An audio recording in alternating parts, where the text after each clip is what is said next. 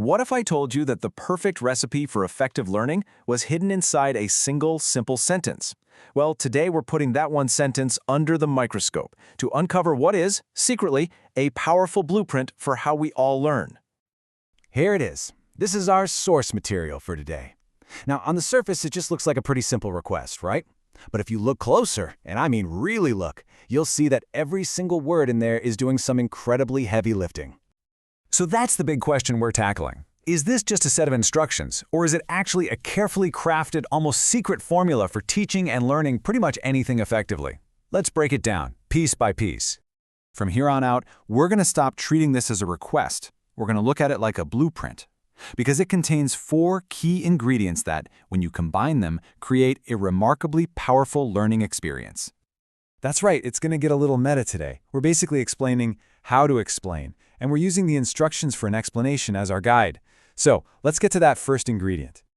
The blueprint starts with the absolute foundation, the topic. Now, notice it doesn't say explain quantum physics or summarize geopolitical history. No, it says explain a simple daily routine. And there is some real genius in that simplicity.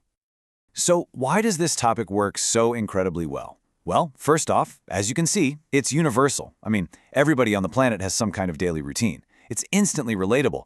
It's also built on what we call high-frequency verbs. You know, the core words like wake up, eat, work, sleep.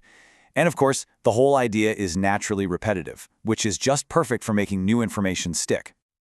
Okay, let's move on to the next piece of our blueprint, the delivery. The instructions are very specific here. Easy English and slow narration. Now, this isn't about dumbing things down at all. It's about being incredibly smart about how our brains actually work. The science behind this is a concept called cognitive load. And here's a really simple way to think about it. Your working memory, right now, is kind of like a small table. If you just pile way too much complex stuff on it all at once, well, things are going to start to fall off. Easy English is all about keeping that table clear, reducing the load so that new information actually has space to land. And this just illustrates the point perfectly, doesn't it? I mean, look at the left column versus the right. Both sentences are saying the exact same thing, but the version on the right is instantly understandable. It lowers that cognitive load, and it allows the learner to focus on the meaning, not on trying to decipher a bunch of complex words. And the exact same principle applies to slow narration. The point isn't just to talk really slowly. It's to create pauses, to add some breathing room. This gives the learner's brain those crucial milliseconds it needs to connect the new words to their meaning, all without feeling rushed or overwhelmed. So, we have a relatable topic and a super clear delivery method. What's next?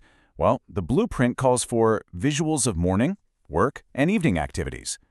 This, my friends, is the catalyst. It's the element that just accelerates the entire learning process. You see, our brains are just hardwired to connect images and words. So when we pair the word morning with a little sun icon or work with a laptop, we're creating this instant, powerful link. This timeline isn't just organizing the day. It's giving our brain these little visual anchors, making abstract words feel totally concrete and way more memorable. So, here's the most crucial point.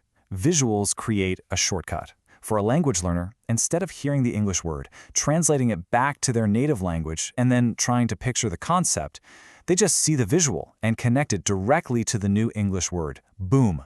It's faster, it's more efficient, and it is way more effective for remembering things long term. Okay, we have arrived at the final and maybe the most important ingredient in our one-sentence masterclass. This is the one that ensures all the hard work from the previous steps wasn't just for a fleeting moment of understanding.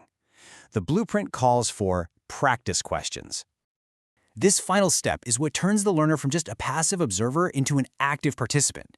It uses this powerful memory principle called active recall. See, just rereading or rewatching something is passive, but being forced to actually pull the information out of your own brain, that's active. And that's what builds those strong, lasting memories. Let's try it right now. What is the first thing you do in the morning? You see that?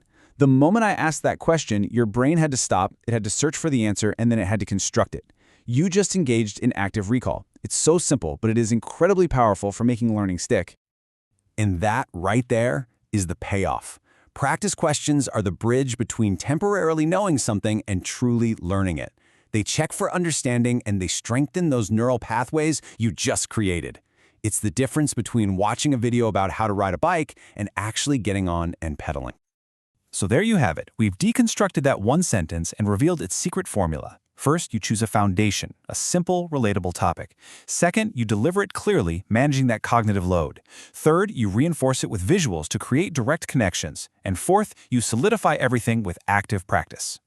And that entire blueprint, it came from just one sentence. It really makes you wonder, doesn't it? What other simple instructions or recipes in our daily lives are actually hidden works of genius? It's definitely something worth thinking about.